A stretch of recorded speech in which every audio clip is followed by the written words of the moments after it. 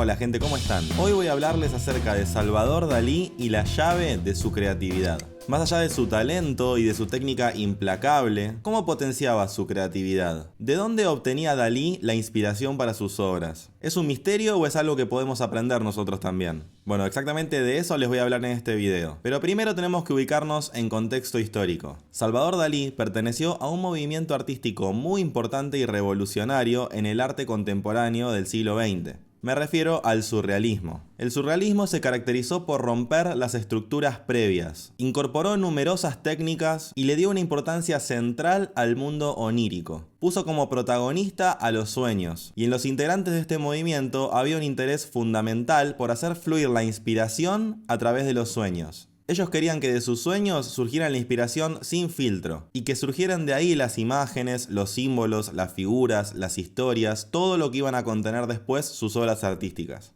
Por eso le dedicaban tanto tiempo a desarrollar técnicas creativas que justamente les permitiera hacer fluir sin prejuicios las ideas que surgían del inconsciente. Y esto desde ya que los diferenciaba muchísimo del arte de los siglos anteriores. Su interés central era el de innovar sin repetirse y generar obras únicas, originales, movilizadoras que se conectaran directamente con las emociones más profundas. Y justamente para ellos conectarse con ese mundo emocional solamente era posible trascendiendo lo que nuestro intelecto y la razón puede comprender. Por eso encontraban en los sueños una fuente inagotable de inspiración. Entre las técnicas que desarrollaron se destaca la llamada automatismo, una técnica de escritura automática. Esta técnica fue muy utilizada por escritores surrealistas como André Breton, uno de los fundadores del surrealismo, y que justamente consiste en escribir sin filtro y sin parar. Escribir todo lo que surja sin filtrar el resultado. Esta técnica también ha sido utilizada por muchos otros escritores en la historia, tal como mencioné también en otros videos que hice en este canal cuando hablé por ejemplo de James Joyce. Pero además vale la mención de que esta técnica ha sido utilizada a lo largo de la historia en círculos ocultistas, donde esta misma técnica se utiliza como forma de canalización o como una técnica de mediumnidad, donde se dice que esta escritura sin filtro lo que en realidad trae es mensajes de los espíritus. Sin embargo, en el caso de los surrealistas, el uso que se le da a la técnica es puramente artístico, y lo que pretende es realizar obras en donde la razón y el intelecto no interfieran. Salvador Dalí, pintor, escultor, grabador, escenógrafo y escritor, fue uno de los artistas más importantes del siglo XX. Durante muchos años formó parte de este movimiento, el movimiento surrealista, y él creó una técnica que utilizaba constantemente, que según él le facilitaba la conexión con las imágenes que surgían de su inconsciente. Él escribió un libro muy particular llamado 50 secretos mágicos para pintar, publicado en el año 1951, donde da numerosas sugerencias para desarrollar la creatividad. Entre estas cuestiones que menciona en este libro, que obviamente se los recomiendo, describe este método muy particular que él mismo denomina dormir con una llave. Este método consta de 5 pasos y él lo describe de la siguiente manera. Primero, siéntate erguido en un sillón con apoyabrazos. Segundo, sostén una llave de metal pesado en tu mano. Tercero, coloca un plato de metal boca abajo, debajo de la mano que sostiene la llave. 4. Permítete ir a dormir. Cuando esto suceda, soltarás las llaves que golpearán el plato y producirán un gran sonido. 5. Despierta y felicítate por haber logrado una microsiesta. Dalí aseguraba que así el artista se sentiría revitalizado física y psíquicamente, y que al despertar de estas microsiestas era muy común que surgieran imágenes espontáneas que rápidamente él se encargaba de plasmar en su obra, trayendo del mundo de los sueños las imágenes que habían surgido en esa microsiesta. Según los artistas de este movimiento, los sueños son la materia de la que está hecha el surrealismo. Pero vale mencionar que la clave para Dalí y su técnica no era solamente el hecho de dormir y soñar, sino atravesar este umbral entre vigilia y sueño e interrumpir el sueño para rápidamente traer de aquel mundo onírico las nuevas ideas surgidas desde el inconsciente. Por eso Dalí le dedicaba tanto tiempo a preparar la situación para dormir estas microsiestas. Se recostaba en un sofá perfumado en su estudio, con muchos lápices de colores al lado suyo, e inclusive se ponía perfume en su propia cara antes de dormir, para relajarse y para inducir con más delicadeza el estado del sueño.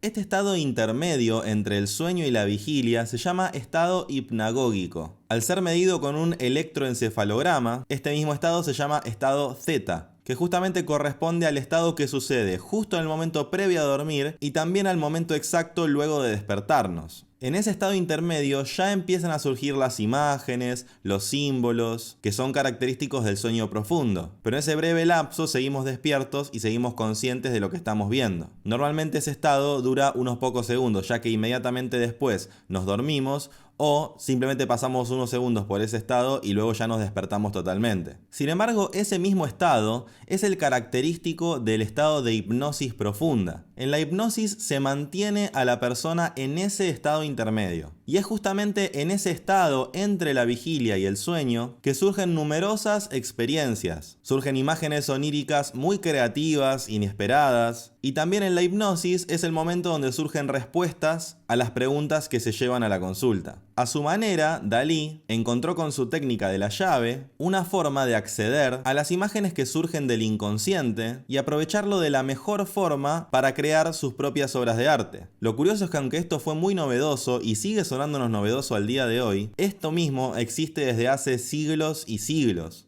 El mismísimo Aristóteles fue uno de los primeros en hablar de las virtudes de estas famosas microsiestas. Él creía que las siestas podían traer inspiración y también la genialidad. Y él mismo decía que a menudo, cuando uno ya está dormido, hay algo en la conciencia que declara que lo que entonces se presenta no es más que un sueño, lo cual también daba a entender su conocimiento de un posible sueño lúcido, donde el soñante reconoce estar en el sueño, lo cual es homologable a permanecer en ese estado hipnagógico entre el sueño y la vigilia, donde uno sigue consciente pero ya adentrado en este mundo onírico, y de esta forma accede a información muy valiosa. Es común también encontrar en la historia de la humanidad testimonios de numerosos científicos que llegaron a respuestas claves en sus sueños, en siestas o en momentos de distensión que podemos asociar a estos estados de profunda relajación donde se accede al estado hipnagógico. Muchas veces estas respuestas a sus problemas científicos, ellos los habían buscado durante años en la vigilia, pero recién lograban encontrarlo en ese estado, soñando o en ese estado intermedio, y no a través de seguir utilizando la razón. Este fenómeno tan intrigante motivó y sigue motivando numerosas investigaciones para comprender si efectivamente el acceso a dichos estados de conciencia facilita la resolución de problemas que en la vigilia nos es difícil resolver. Entre los estudios recientes y más interesantes que se hicieron al respecto de este tema, hay uno realizado por los investigadores del Instituto del Cerebro de París, que diseñaron un experimento para poner a prueba a las microsiestas.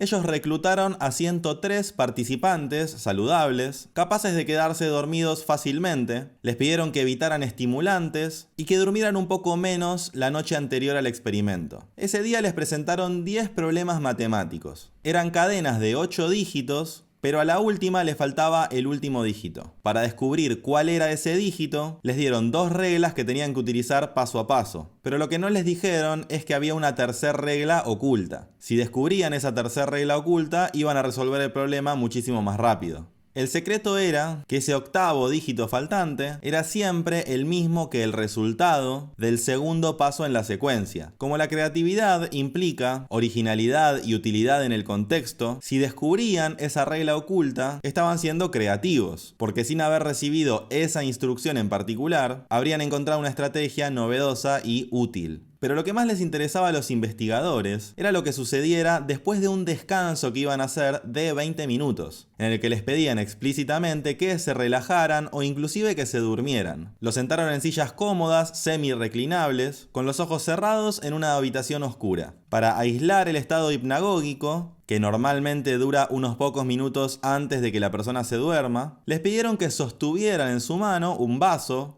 y que si este vaso se les caía, dijeran en voz alta su flujo de pensamientos justo antes de que cayera el vaso. Podemos ver la similitud exacta entre este experimento y lo que era la técnica de Dalí. Además, los investigadores monitoreaban las ondas cerebrales de los participantes para poder distinguir las diferentes etapas del sueño o de relajación según los patrones que surgían en las ondas cerebrales. Después de este recreo, de este momento de distensión, cuando los participantes regresaban del reposo, les presentaban más problemas matemáticos del mismo tipo. Fue entonces cuando los científicos pudieron comprobar si había algún aumento en la percepción que se manifestara o un aumento notorio en la rapidez para resolver los problemas con las dos reglas que les habían presentado o con el descubrimiento de la regla oculta. Resulta que los participantes que pasaron al menos 15 segundos en el estado hipnagógico triplicaron la posibilidad de descubrir la regla oculta. Literalmente en un 83% versus el 30% correspondiente a los participantes que durante el descanso permanecían despiertos. A su vez, el efecto desaparecía si los sujetos alcanzaban un sueño profundo. Literalmente, según el estudio, si el participante se quedaba profundamente dormido, el efecto se desvanecía. Literalmente en el estudio dijeron, probamos que hay un momento fugaz y propicio para pensamientos perspicaces dentro del periodo de inicio del sueño. Mostramos que la actividad cerebral común a la zona de penumbra entre el sueño y la vigilia, etapa 1 o N1 del sueño, es decir, el estado hipnagógico con movimientos oculares no rápidos, enciende chispas creativas. Esta investigación agrega evidencia clave de la importancia de un estado del sueño que aún científicamente no ha sido tan estudiada. Pero claro, todavía quedan muchos interrogantes por resolver. Entre ellos, por ejemplo, ¿por qué entrar y salir rápidamente de ese estado intermedio, ese estado semilúcido, ese estado hipnagógico, desbloquea los pensamientos creativos? O también, otra interrogante, es si hay algún vínculo entre los pensamientos que se tienen justo antes de recobrar la conciencia y el aumento de la percepción. Aunque en este caso los investigadores recogieron los informes dados por los participantes sobre lo que les pasó en la mente justo antes de que se les cayera el vaso, no pudieron establecer una conexión clara entre esos pensamientos tenidos justo antes de que se les cayera el vaso y el aumento de la percepción, el aumento de la creatividad. Pero por más de que este estudio no haya podido mostrar eso, no significa que no haya una conexión entre ambas cosas. Lo que no hay ninguna duda es que a nivel científico todavía es necesario seguir haciendo muchísimas investigaciones para comprender en profundidad esto que sucede en este estado. Pero más allá de que podamos entender o no entender a nivel científico de por qué suceden estas cuestiones, no hay ninguna duda de que hay un potencial inmenso en ese estado intermedio que tanto disciplinas como la hipnosis y técnicas creativas como la desarrollada por Dalí han sabido aprovechar muchísimo este estado de la mente. Entonces, por lo pronto, podemos ver que tanto la ciencia más ortodoxa como también prácticas espirituales y técnicas creativas como la técnica de la llave de Dalí, encuentran en este umbral entre la vigilia y el sueño un tiempo y un espacio que puede brindarnos resoluciones creativas a problemas no resueltos, o inclusive vislumbres sorprendentes que pueden darnos nuevas ideas absolutamente útiles y diferentes para cada uno de nosotros. Podemos ver que gran parte de ese universo cosmogónico de Dalí, su visión del mundo, está profundamente inspirada en todo aquello que surgía del misterioso mundo proveniente de su propio inconsciente, y que al conectarse con estos aspectos profundos de sí mismo, logró profundizar su visión única y tan particular que tan maravillosamente supo plasmar en su obra artística. Esto sin dudas puede servirnos de inspiración para encontrar en nuestra propia conexión con nuestro inconsciente la información y la inspiración exacta para cada uno de nosotros, escuchando los mensajes del inconsciente, aprendiendo su lenguaje, para resolver nuestros conflictos y también para potenciar nuestra creatividad. Les recuerdo, como mencioné anteriormente, que este estado, el estado hipnagógico, es el estado donde se realiza la hipnosis más profunda. Esto también sucede en la técnica de hipnosis que yo utilizo en las sesiones de hipnosis que yo brindo. Si les interesa más información acerca de la hipnosis y cómo funciona esta técnica, les dejo acá un video donde hablo en profundidad acerca de esta temática. Es un tema del cual hablo mucho en otros videos en este canal. Y por otro lado, si les interesa indagar en las técnicas creativas para desarrollar una conexión con su propio inconsciente, les recomiendo ver otro video que hice acerca de la técnica de imaginación activa que desarrolló el psicólogo Carl Jung, y que es una técnica muy creativa y absolutamente útil para entablar este diálogo con las imágenes, con las palabras, con los símbolos que surgen desde nuestro inconsciente. También les dejo el link acá por si les interesa verlo. Así que espero que les haya gustado este video, espero que les haya servido de inspiración para potenciar esta conexión con su propio inconsciente y para que también cada uno encontremos cuáles son las técnicas y las formas que más cómodas nos resultan y más fluidas nos resultan para obtener esta información y establecer este diálogo con nuestro propio inconsciente, conectarnos en mayor profundidad con nosotros mismos e inclusive encontrar respuestas creativas y soluciones a problemas de nuestras vidas, de maneras que desde la razón, en la vigilia, muchas veces puede ser muy difícil de realizar. Sin dudas esto es parte de un camino de autoconocimiento súper creativo y me encantaría saber qué piensan ustedes acerca de todo esto. Si además viendo este video les surgió el interés de que yo haga un video acerca de algún otro tema relacionado a esto que hoy hablamos, los leo en los comentarios. Si les gustó este video los invito a poner me gusta. Si todavía no se suscribieron a este canal los invito a suscribirse, de esa forma me ayudan muchísimo a continuar haciendo estos videos. Y nos vemos en un próximo video de Salir del Laberinto.